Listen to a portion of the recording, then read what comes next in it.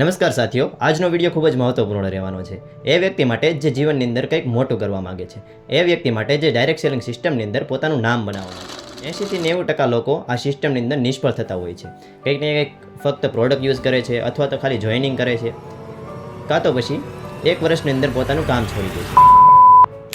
પણ આ સિસ્ટમની અંદર નિષ્ફળ થવાના ઘણા બધા કારણોમાંનું એક કારણની ચર્ચા આજે આ વિડીયોની અંદર આપણે જોઈશું. આ વિડીયોની અંદર આપણે જોઈશું કે અપલાઇન કેવા હોવા જોઈએ, અપલાઇન સાથેના આપણા સંબંધો કેવા હોવા જોઈએ, શા માટે અપલાઇન જરૂરી છે.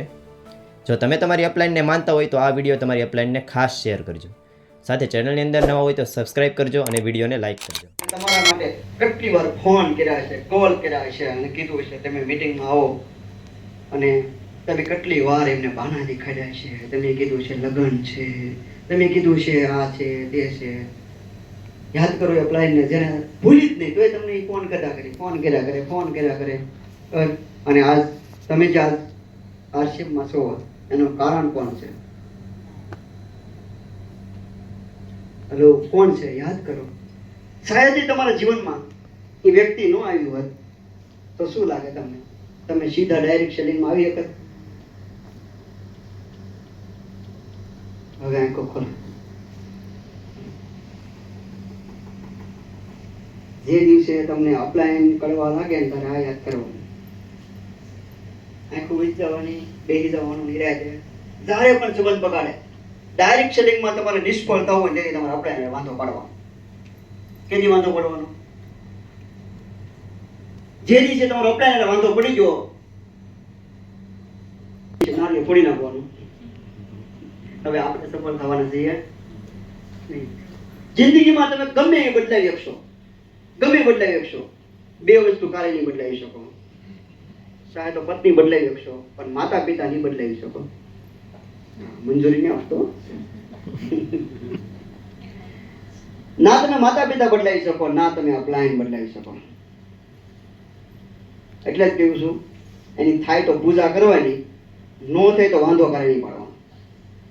વાંધો પાડવાનો મતલબ પૂછો કે તમે.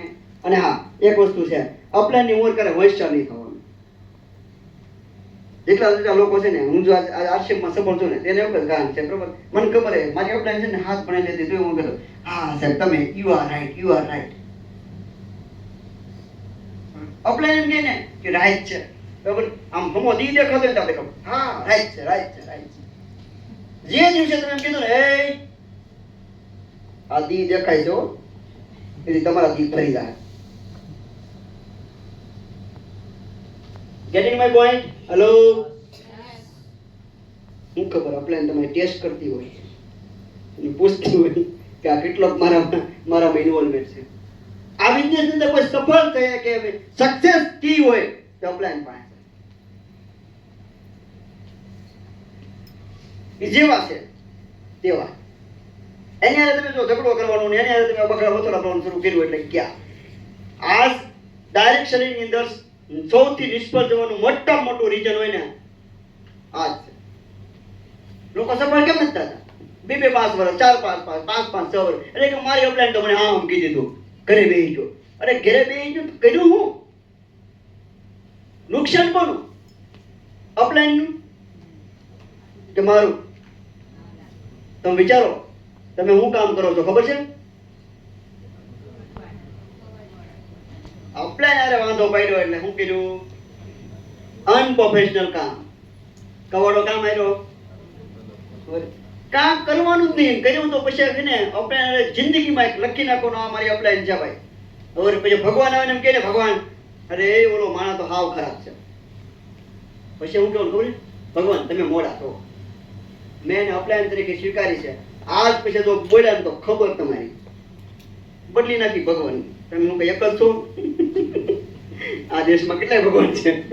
ભગવાન બદલી શકે, અપલાઇન ના બદલી શકે. અમારો પોઈન્ટ એટલો છે. જો સફળ થવું તો